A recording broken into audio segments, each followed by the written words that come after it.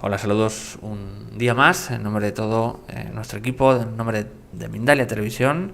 Hoy está de nuevo con nosotros Pedro Amorós y seguro que va a compartir una conferencia genial. La conferencia se llama Se comunican con nosotros los muertos. Pedro Amorós tiene una larga trayectoria en medios, tanto en prensa escrita como en radio y en televisión. Es uno de los periodistas del mundo del misterio más conocidos en Europa. Además es PhD en Ciencias Parapsicológicas por la École Supérieure Internationale de Bruselas. Durante más de 30 años se dedica a la investigación sobre la transcomunicación instrumental para la posible demostración pragmática de la existencia de una posible vida después de la muerte. En la actualidad está especializado en el estudio de la psicofonía, es el presidente de la Sociedad Española de Investigaciones Parapsicológicas, también ha participado en numerosos congresos nacionales e internacionales de misterio. Asimismo, es autor de Guía de la España Misteriosa y del gran libro de las psicofonías, en el que se recoge más de 12 años de trabajo sobre este misterio y sus hipótesis. Antes de dar paso a Pedro, vamos a recordarte ese viaje organizado por Mindalia a Avalon y los círculos de las cosechas. Vamos a hacerlo a través de este vídeo que hemos preparado. Ahí va. ¿Te animas a ser parte de una nueva experiencia? Viaja al lugar del planeta donde se desvelan todos los misterios y descubre la magia de conectar con otra dimensión. Explora, siente, experimenta el viaje más impactante de tu vida. Mindalia te invita a descubrir Avalon, la tierra de la espiritualidad y los misterios de los círculos de las cosechas. Vive junto a Pedro Amorós y Alfredo Alcázar los secretos de estos lugares únicos en el mundo.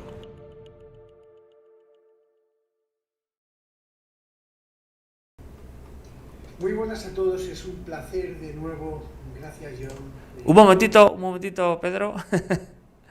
Ahora, que estaba. Simplemente vamos a recordar a todos los espectadores que para participar en directo y hablar con nosotros podéis usar el chat que hay a la derecha de vuestra pantalla, donde podéis hacer las preguntas para que Pedro las pueda responder en directo al final de la conferencia. El funcionamiento es muy sencillo. Tenéis que poner primero la palabra pregunta en mayúsculas, seguido del país desde donde nos escribís y seguido de vuestra pregunta. Ahora sí, vamos a dar paso ya a Pedro Amorós y la conferencia Se comunican con nosotros los muertos.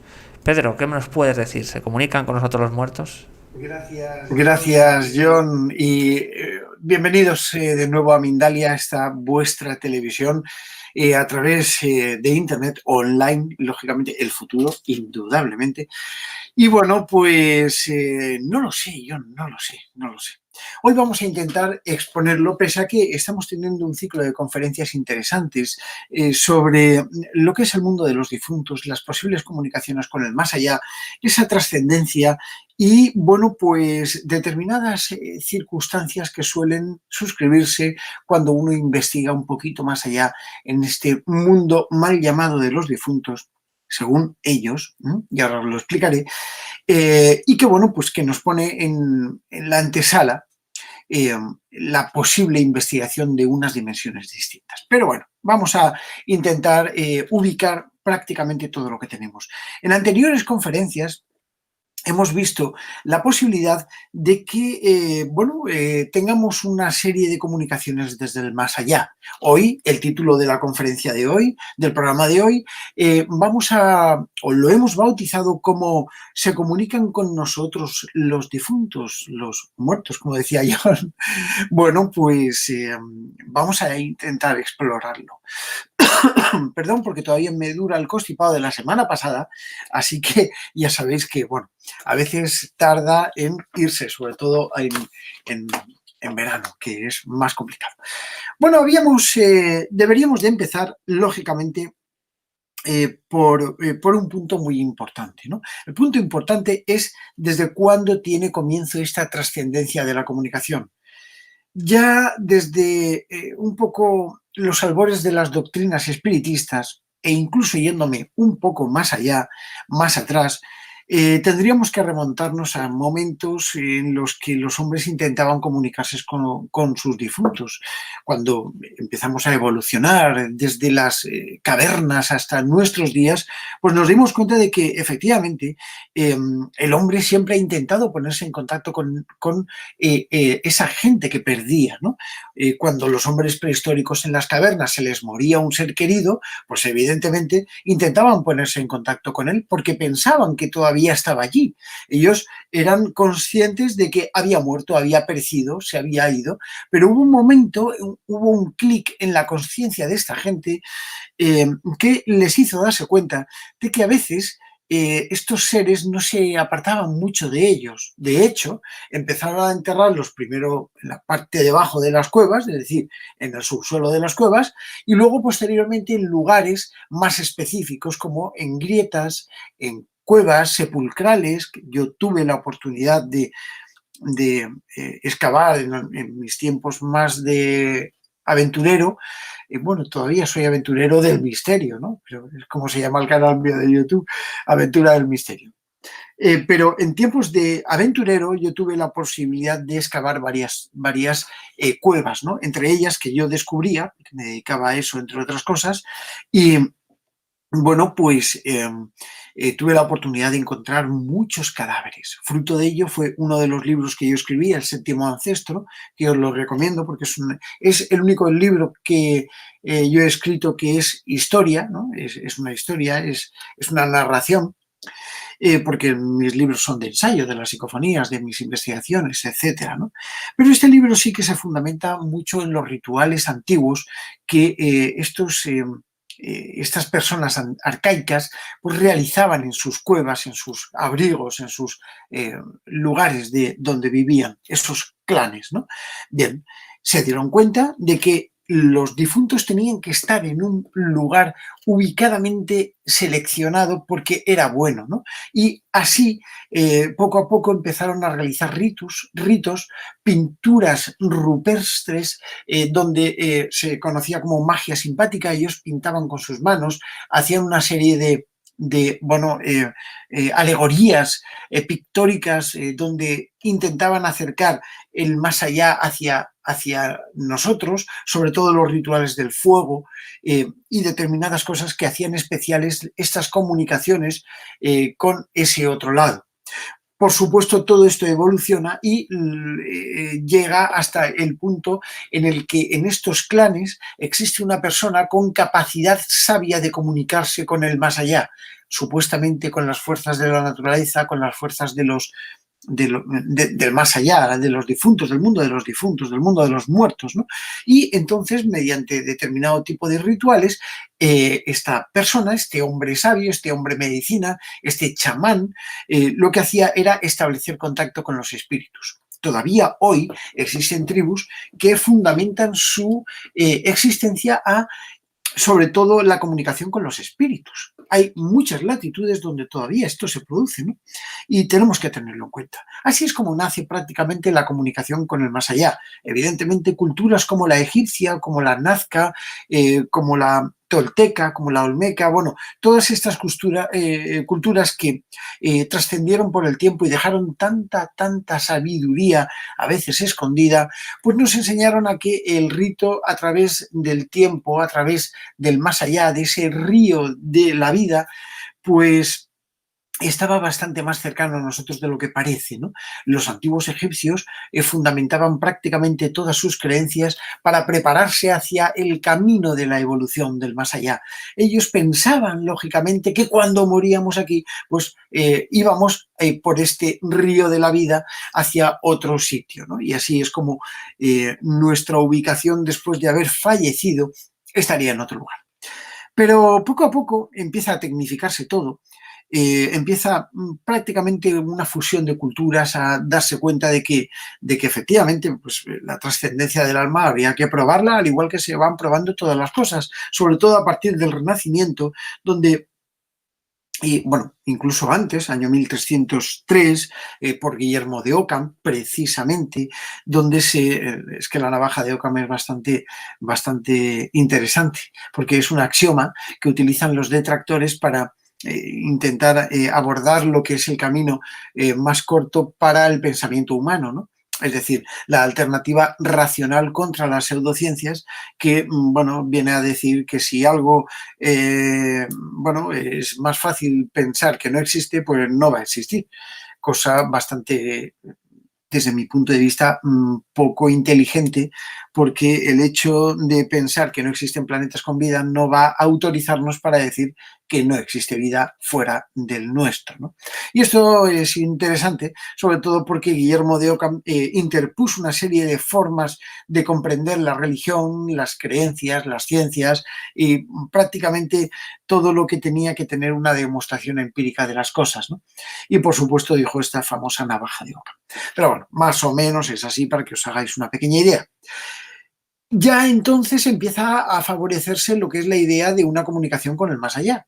¿Por qué? Pues porque la propia religión católica, apostólica y romana, que es la que circunda prácticamente a muchos de los lugares donde nosotros nos encontramos, pues tenía el pensamiento de que cuando una persona muere se va al cielo y ya se ha acabado. Lógicamente existen otras creencias, otras religiones, bueno, pues entre algunas de ellas muy mayoritarias, como por ejemplo el budismo, donde sí que es posible la posibilidad de comprender la reencarnación. Es decir, que una persona vaya a un sitio y vuelva a encarnar en la Tierra, bueno, no se sabe bien para qué. Yo personalmente creo que todas las religiones tienen un poquito de cada cosa y hay que saber entresacar un poquito la paja, el grano de la paja, ¿no? Sobre todo porque todas las religiones tienen grano, esto es indudable, ¿no? Y por ello, pues tenemos que fundamentar un poco nuestras creencias en conclusiones propias, no dejemos que nos influencie absolutamente nada porque entonces sí vamos a estar perdidos, ¿no? Pero mi conclusión, y siendo muy respetuoso con todo ello, es que poco a poco, con el tiempo, se produce lo que es una fusión de ideas y una trascendencia de lo que es el pensamiento, al igual que la del alma, ¿no? Y esa trascendencia del pensamiento nos lleva a pensar que, valga la redundancia, que es posible que existan otros mundos. Es muy probable, es probable que existan otras inteligencias, otros estamentos de vida, ¿no? Y entonces empezamos a estudiarlo. Claro, son los antropólogos los primeros que se encuentran en las tribus y los que piensan que los espíritus están. Hablábamos hace no mucho en una conferencia de las hermanas Fox, cuando realmente Katy, Margareta y Leah, las tres hermanas Fox, junto con John, bueno, pues que era su padre, era un pastor metodista, bueno, pues se van a vivir a una pequeña casita en el año 1848 en Hydesville, Nueva York, donde empiezan a escuchar unos sonidos extraños. Y pese a que ya el vecindario les había dicho no os vayáis ahí porque os van a molestar los espíritus que hay, los duendes, bueno, pues ellos no hicieron caso, apañaron un poco la casa y allí se fueron a vivir. El caso fue bastante interesante para la época, sobre todo porque de repente empezaron a escuchar una serie de golpes en las paredes y en el suelo, algo que se empezó a llamar la tiptología. Bueno, hay una avalancha de gente que va para allá y entre ellos un periodista que se llamaba Isaac Post, que era un visitante, ¿no? Y este hombre, bueno, pues establece o les dice de establecer un código de letras para estos golpes, porque estas niñas, las hermanas Fox, se comunicaban con ese espíritu que supuestamente y según pudieron averiguar con el tiempo, se trataba del espíritu de un buhonero que había sido asesinado en esa casa y que lo habían enterrado en el sótano. Pese a que, bueno, pues intentaron sacarlo infructuosamente, bueno, pues fueron intentándolo hasta que prácticamente exhaustos y casi repudiados por todo el vecindario, encuentran el cadáver y pueden demostrar que lo que las hermanas Fox estaban diciendo era realidad. Así nace un primer atisbo del contactismo, pese a que, insisto, que había mucha trascendencia del contacto, sobre todo por el tema del espiritismo con Allan Kardec y bueno, pues con una serie de enseñanzas que evidentemente dejaban verse por ahí muchísimos farsantes haciéndose pasar por mediums y demás, ¿no? Pero bueno, Así es como prácticamente empieza todo este sistema de contacto y la intención de utilizar un sistema, ¿vale? Porque el medium, no olvidemos que existe mediante lo que es una comunicación psíquica. La comunicación psíquica es una comunicación que se induce a través de la mente. No olvidemos lo que hemos dicho en otros programas, y es que existe una influencia muy grande por parte de nuestro cerebro para crear fluctuaciones, interferencias dentro de esa comunicación. Y por supuesto tenemos de alguna manera una parte inexplicada de nuestra mente en ello, ¿no?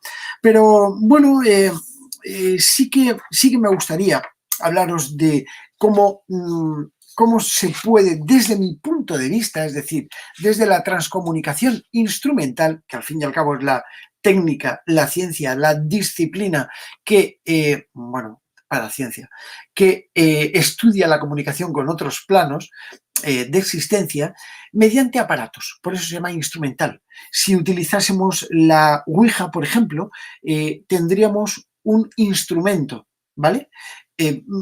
Parte psíquico, sí, pero un instrumento medium es psíquico, con lo cual sería transcomunicación, comunicación trascendental, pero no, o comunicación psíquica o mediúmnica, como queramos nombrarlo, ¿no? Pero no instrumental. La instrumentalidad es lo que le da perdón, la pincelada técnica a lo que es la posible comunicación con esos otros planos. Y por supuesto, bueno, pues no podemos obviar cómo prácticamente mencionábamos un señor que se llamaba Valdemar Bogras, año 1901, que era un antropólogo americano que se fue a estudiar una tribu en Siberia, la tribu de los Toutichi, y utilizando uno de los fonógrafos de Edison, año 1901. Thomas Alva Edison fue el creador del fonógrafo. Ahora daremos una pincelada sobre él, ¿no?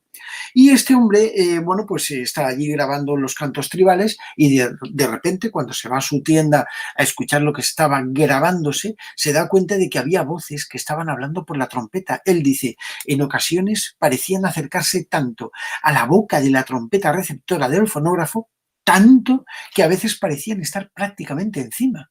¿Daos cuenta? Daos cuenta, y esto a mí me ha pasado en algunas ocasiones experimentando con el tema de la psicofonía, ¿no?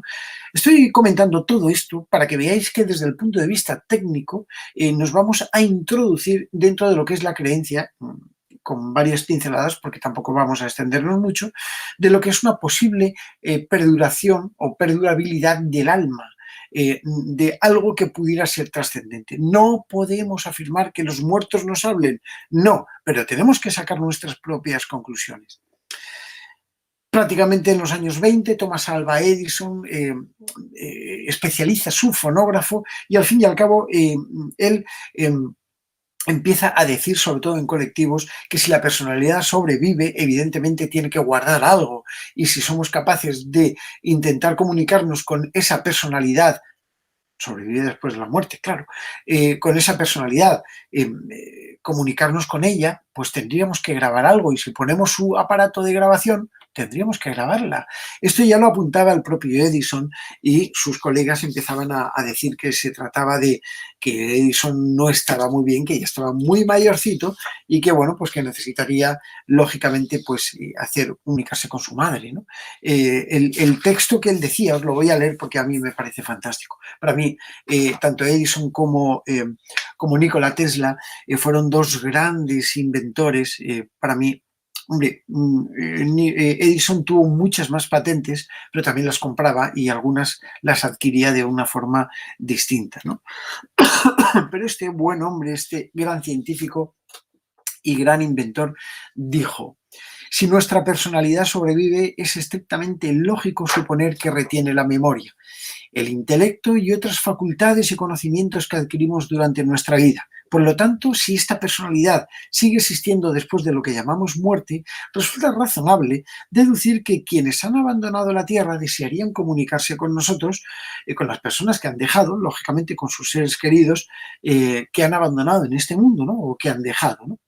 Me inclino a creer que nuestra personalidad podrá afectar a la materia en un futuro. Fijaos qué interesante. Y sobre todo, tenemos que tener en cuenta que si este razonamiento fuera correcto y si pudiéramos crear un instrumento tan sumamente sensible como para ser afectado o movido o manipulado por nuestra propia personalidad, tal como ésta sobrevive en otra vida, semejante instrumento, cuando dispongamos de él, tendría que captar algo. Estaba ni más ni menos que intentando crear un aparato para comunicarse con los difuntos. Así de claro. Si una persona como Thomas Alva Edison intenta comunicarse con los difuntos, piensa que puede llegar a sobrevivir algo como podría ser el alma o esa personalidad, y sobre todo un científico como era él, pese a que no sé si tendría algún título colgado en la pared, pero sí era un científico, evidentemente, creo que ha sido la persona con más patentes del mundo dentro de lo que es el aspecto antiguo. Bueno, pues necesariamente tenemos que darle un voto de confianza a este planteamiento, ¿no? Y bueno, pues ahí tenemos un dato importante.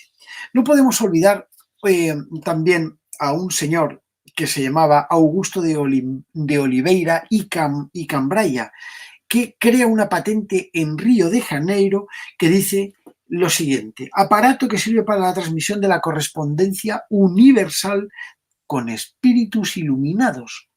Sirve para obtener de la falange de los espíritus la esencia y la correspondencia para el engrandecimiento moral y espiritual del planeta Tierra. Esa era la descripción del aparatito que creó este hombre en el año 1909. Fijaos que vamos increciendo, ¿vale? 1901, Valdemar Boras graba. 1920, Thomas Alva Edison lanza este comunicado y luego en el año 1909, bueno, pues se interpone este hombre, Cambraia, creando lo que de alguna manera era una especie de telégrafo vocativo, de micrófono vocativo, era como un comunicador, ¿no? Luego Ferdinando Casamalli, un neurólogo italiano, junto con Vladimir Bechterew, que era un psiquiatra ruso, en el año 1915 publican en la revista inglesa Light una serie de declaraciones alucinantes. Declaraciones que hablan sobre un aparato para comunicarse con el más allá. Y dice, aparato, año 1933, ojo, revista brasileña, aparato electrónico para, de alguna manera, comunicarse con los espíritus trascendidos. Bueno, todo esto forma parte de esa evolución tecnológica de la comunicación con los espíritus. Evidentemente todavía no nos hemos realizado lo que es esa pregunta de si podemos realmente comunicarnos con los difuntos. No podemos, porque indudablemente todavía no ha llegado el momento, ¿no? Pero vamos a ahondar un poquito más en la historia, nos queda un poquitín de tiempo todavía, pero bueno.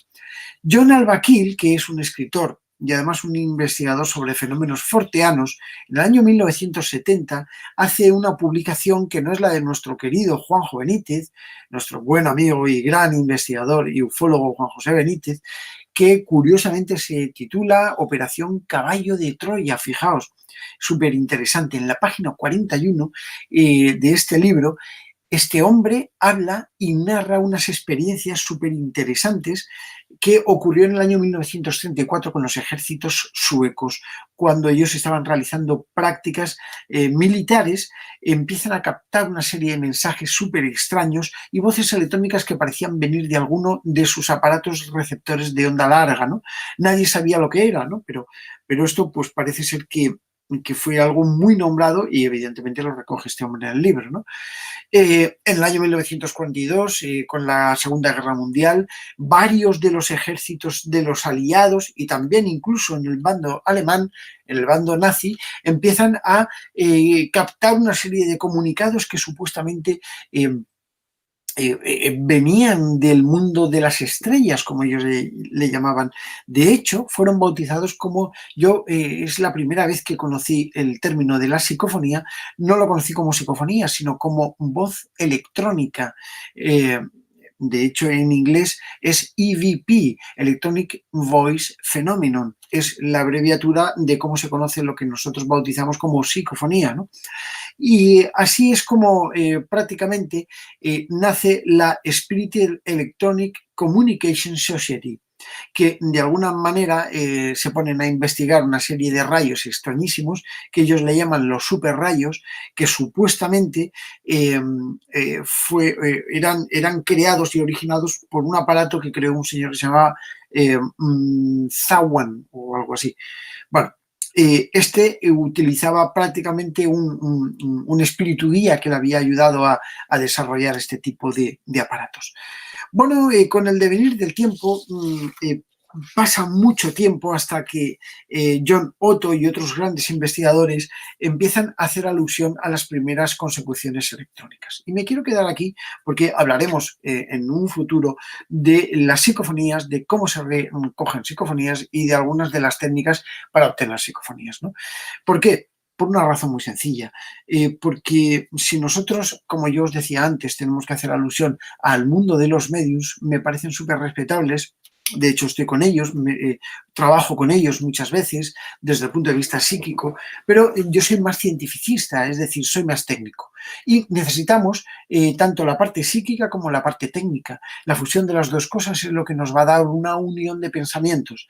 No hay que ser escéptico ni tampoco demasiado crédulo. Hay que estar entre Pinto y Valdemoro. Tenemos que tener una mente abierta y suficientemente conocimientos como para no dejarnos llevar por determinado tipo de creencias o porque se ponga un señor con un cartel que tiene los espíritus más rápidos en su casa, pues va a comunicarse con nuestros seres queridos. Porque lamentablemente esto está ocurriendo hoy en día y bueno, pues no tenemos que dejarnos engañar por este tipo de personajes que utilizan esto de una forma bastante gratuita, ¿no? Los medios existen, los psíquicos existen y la transcomunicación instrumental existe. La fusión de todos es lo que posiblemente nos conduzca a comprender si realmente podemos tener una serie de comunicaciones con un plano completamente distinto. Pero, ¿de qué plano estamos hablando? ¿De la quinta dimensión? Como dice mi amigo Moisés Garrido, que muy probablemente nos esté viendo ahora y que tanto a él como a Claudia les envío un beso muy fuerte. Y que, bueno, o desde una dimensión paralela. Nosotros tenemos tres dimensiones probables, que es alto, ancho y profundo. Sin embargo, desde la física cuántica más absolutamente teórica, empiezan a nacer determinado tipo de planteamientos, hipótesis experimentales, hipótesis de trabajo de la existencia de la física de supercuerdas, ¿no? De estos pequeños corpúsculos subatómicos que son capaces de cohesionar prácticamente todas las cosas, toda la materia, y que cualquier instrumento está realizado con esta unión de partículas.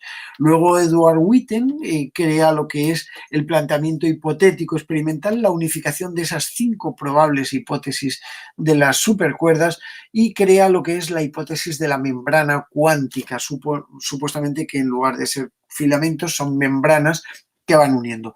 Yo estoy totalmente de acuerdo, además, bueno, ¿quién soy yo para decir algo con Edward Witten, que para mí es uno de los mejores físicos del mundo y que evidentemente se ha ganado su gran reputación? No sé si será o no muy escéptico, pero bueno, ahí estará. Pero al fin y al cabo sí que tenemos que comprender que según la física cuántica, según incluso los propios planteamientos de Stephen Hawking, que ya nos dejó, pero que su legado ha quedado dentro de lo que es la investigación y el estudio de la energía cuántica sobre todo y sobre todo el mundo dimensional que nos rodea, ¿no? Todo este tipo de conocimientos nos abre la mente a pensar de que pueden llegar a existir dimensiones distintas a la nuestra, dimensiones que están ahí, dimensiones que se acercan a veces a nosotros sin saberlo, porque ¿qué es el tiempo al fin y al cabo? Al fin y al cabo el tiempo no es ni más ni menos que técnicamente una dimensión más. Porque si nosotros variamos el tiempo, cambian las situaciones, al igual que si variamos el ancho, al igual que si variamos el alto. Lo que pasa es que si tuviéramos que adaptar el tiempo a la física conceptual, tendríamos un pequeño problemilla. Por eso, ninguna de las hipótesis que se ha podido llegar a probar incluso y a plantear pueden adaptarse a la física de hoy en día, porque no podríamos convivir con ello, ¿no? Tendríamos y tenemos que readaptarnos en un futuro.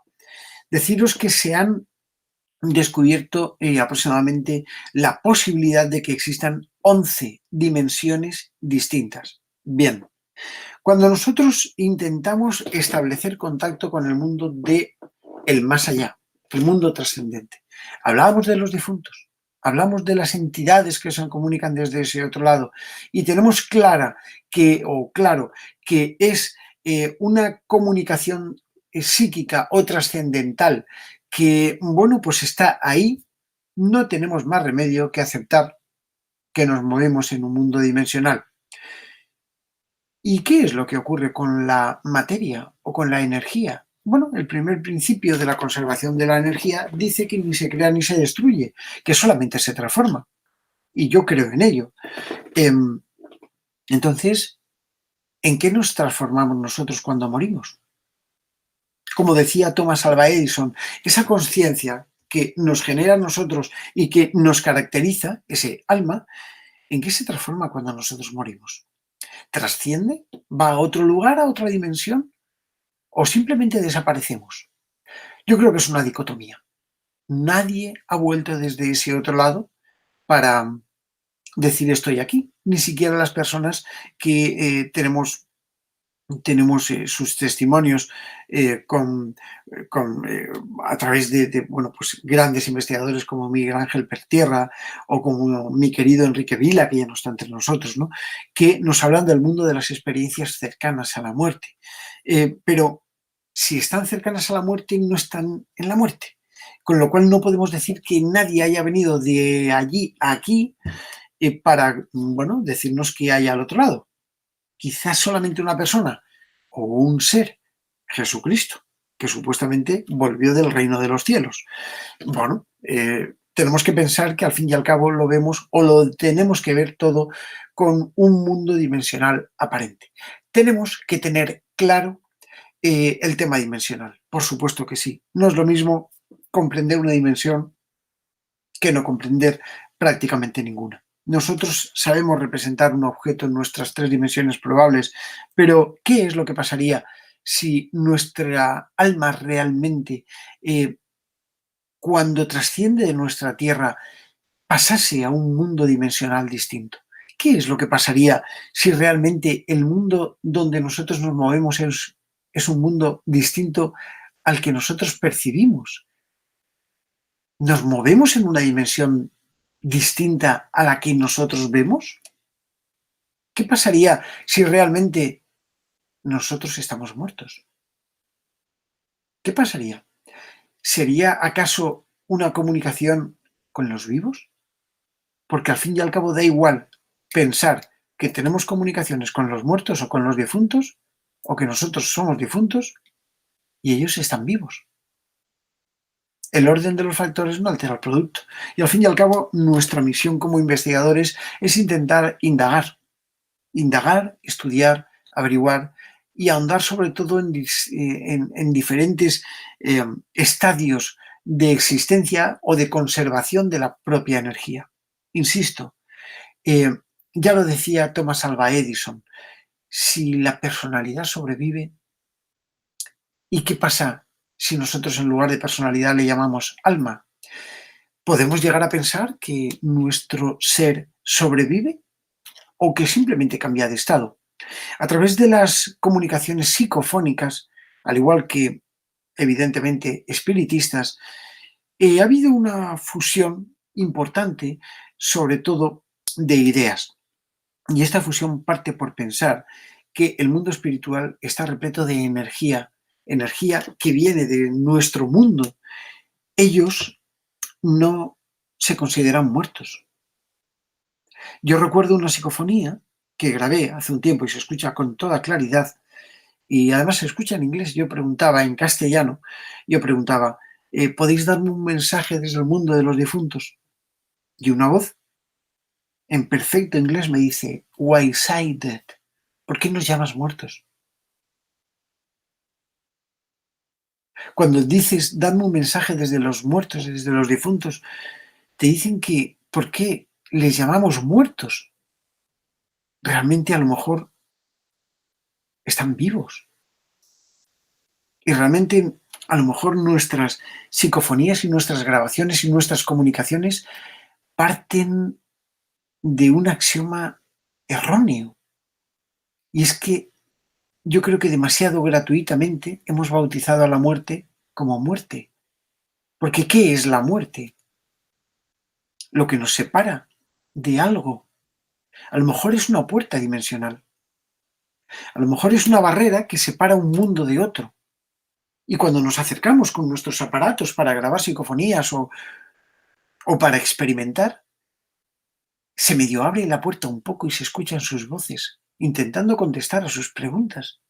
De lo que no hay duda es que con las psicofonías, con las comunicaciones psíquicas trascendentales, con algunas de las experiencias cercanas a la muerte, sí que tenemos que ser conscientes de que estamos seguros de que ahí hay algo.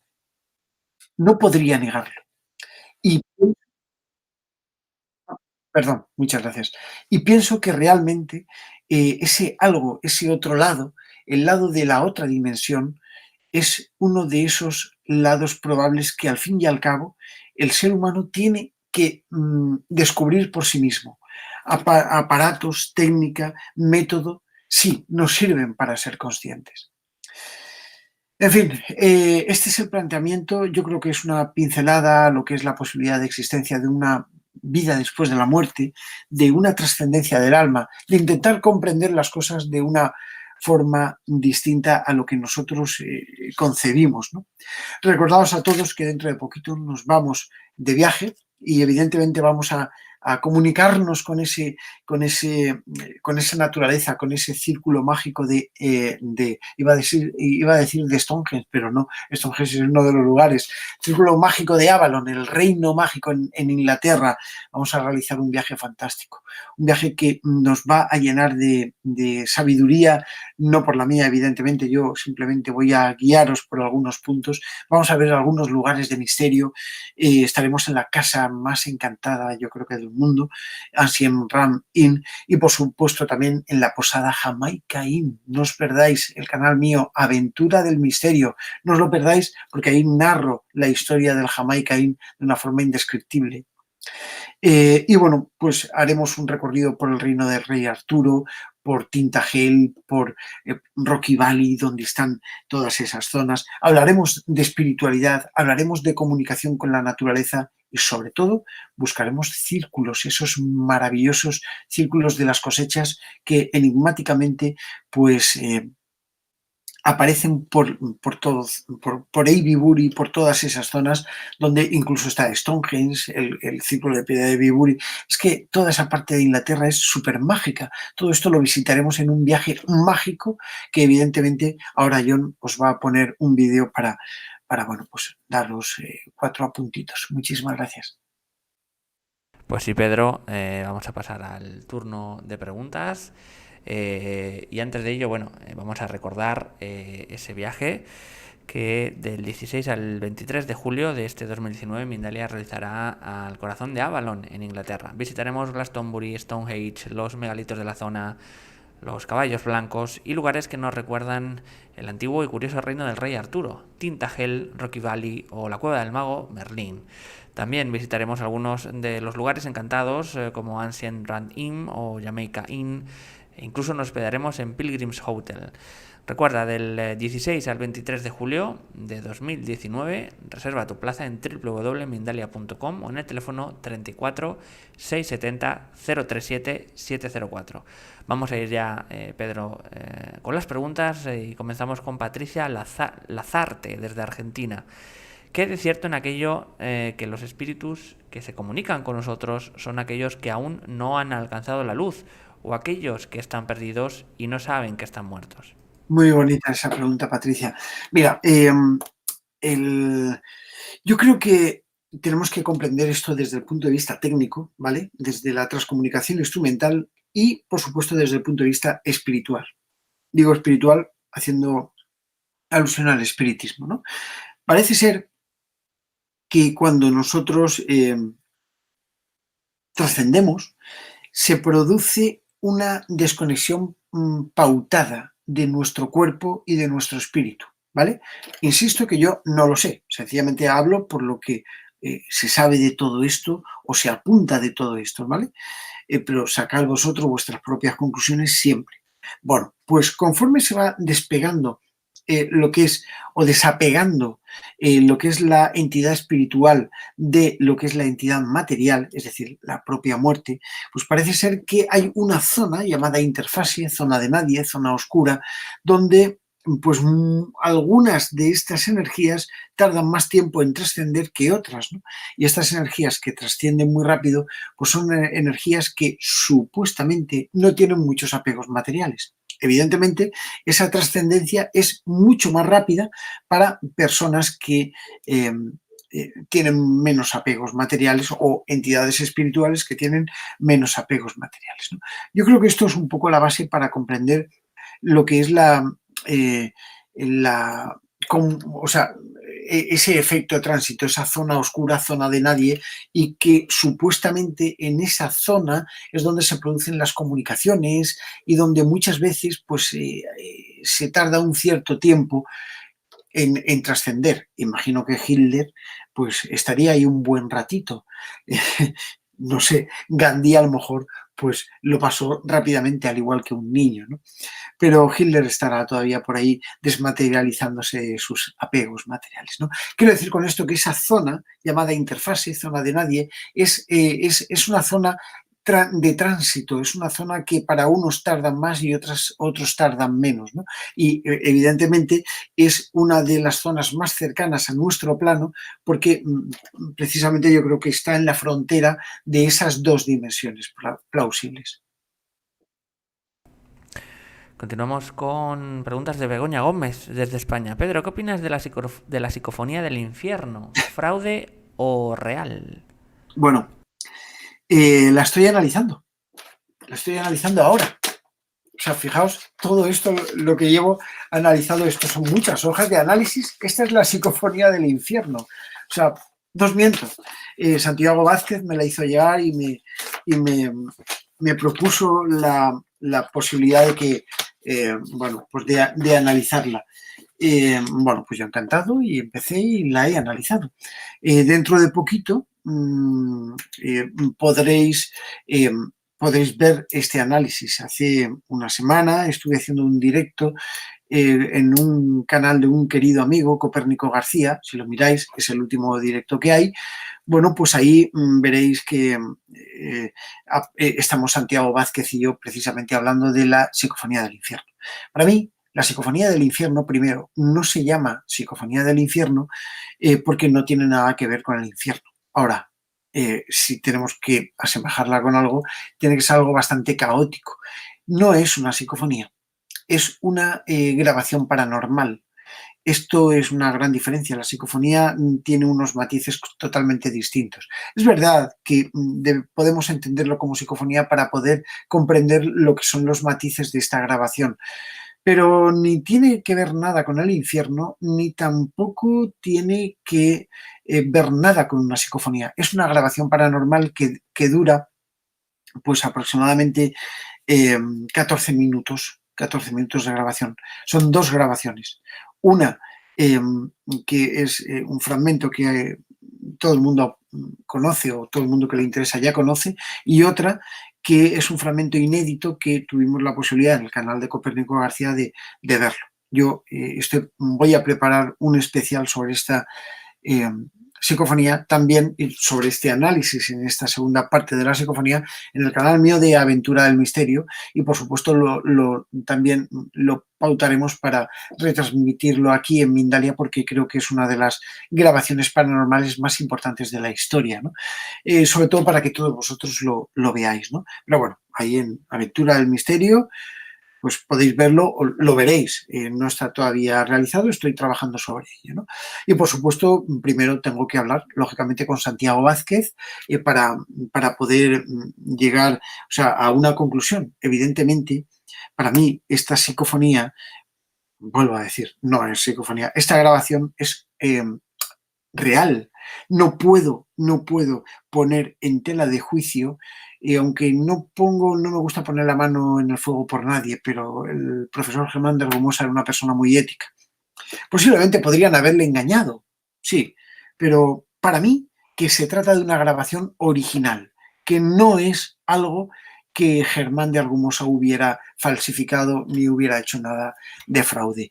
Sí es verdad que lo que encierra esta grabación es muy fuerte porque es tan sumamente difícil de poder pensar que yo no creo que esto sea fraude. Estoy, vamos, prácticamente convencido.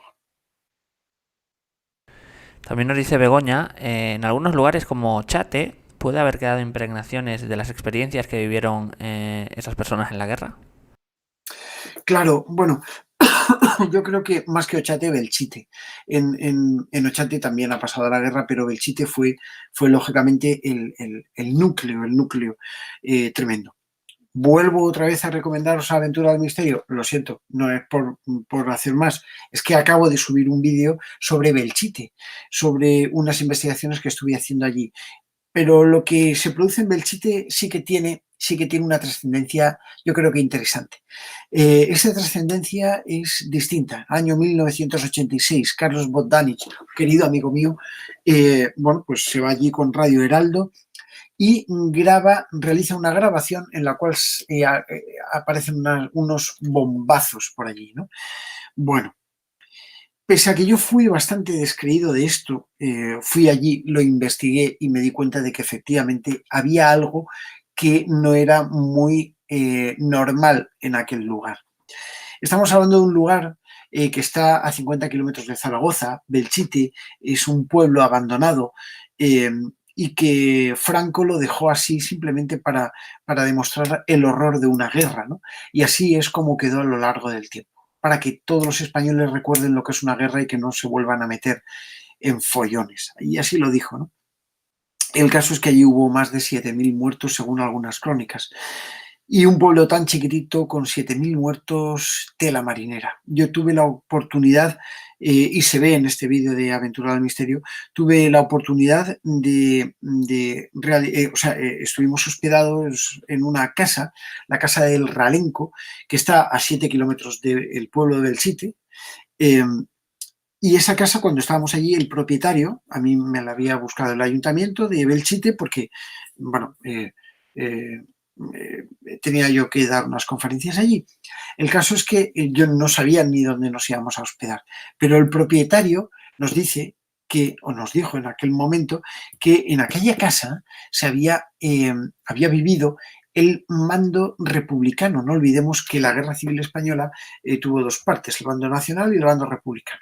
El bando nacional estaban en Belchite y el bando republicano estaban asediando todo el contorno. Bueno, pues los mandos militares vivían en esa casa donde yo estuve hospedado junto con otros investigadores, Antonio Pastor, bueno, Juanma García, un montón de buenos amigos, Juanjo, vamos, mi compañero de la SEIP, que estábamos allí investigando y bueno, pues todo el mundo estuvimos allí, Patente y otros compañeros que también estuvieron, ¿no?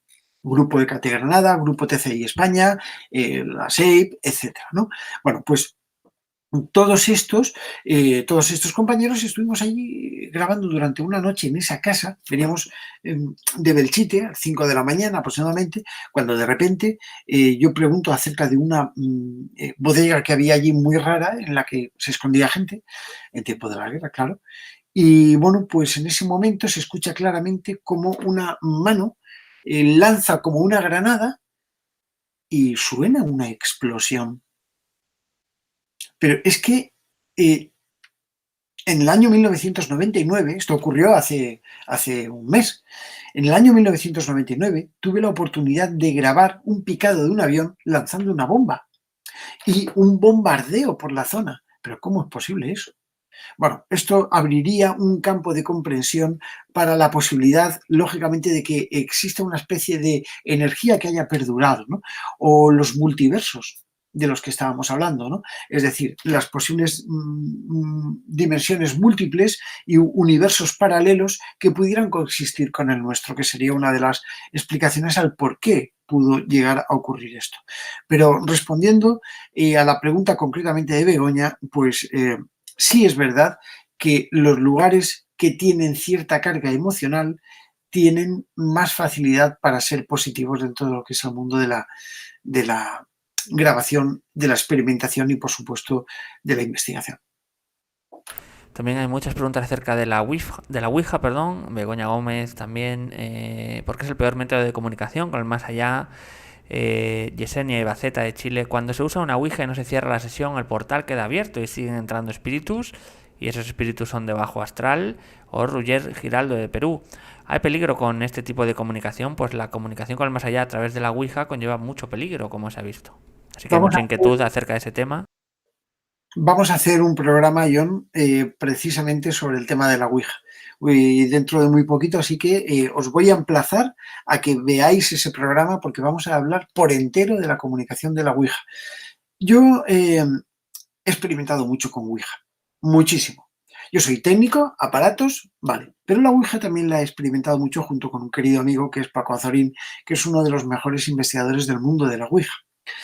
He tenido la oportunidad de crear ouijas ciegas. Yo recuerdo cuando un querido amigo y que ya falleció, uno de los grandes maestros, el doctor Jiménez del Oso, me llamó y me dijo: Pedro, necesito que me hagas un artículo sobre el tema de la ouija. Y así lo hice, ¿no? Y para ello pues construí unos aparatos para intentar demostrar que la ouija realmente pues tiene una cierta trascendencia, es decir, que se mueve y que aquello funciona, ¿no? La ouija funciona.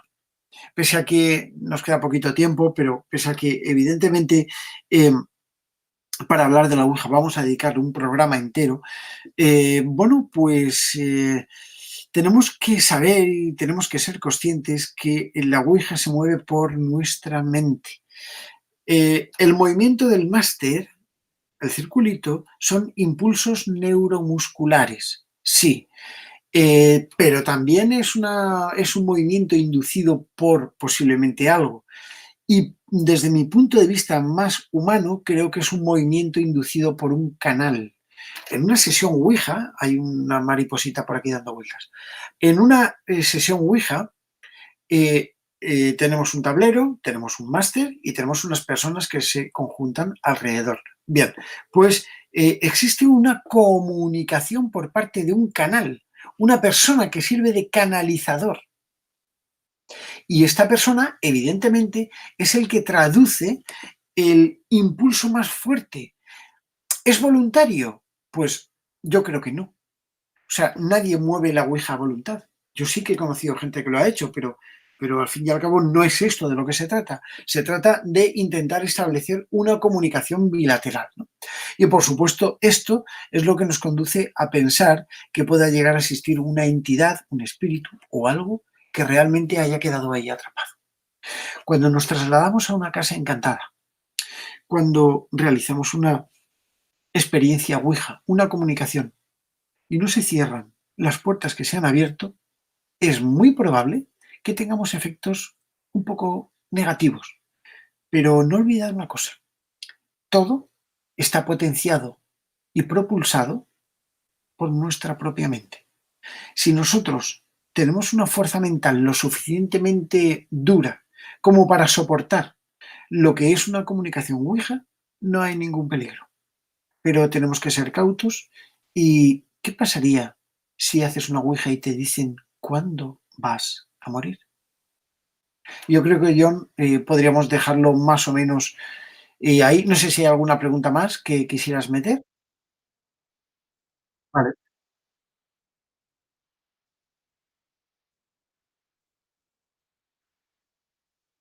Qué bonito. Vamos a repetir, perdón, porque no creo que no se me oyó.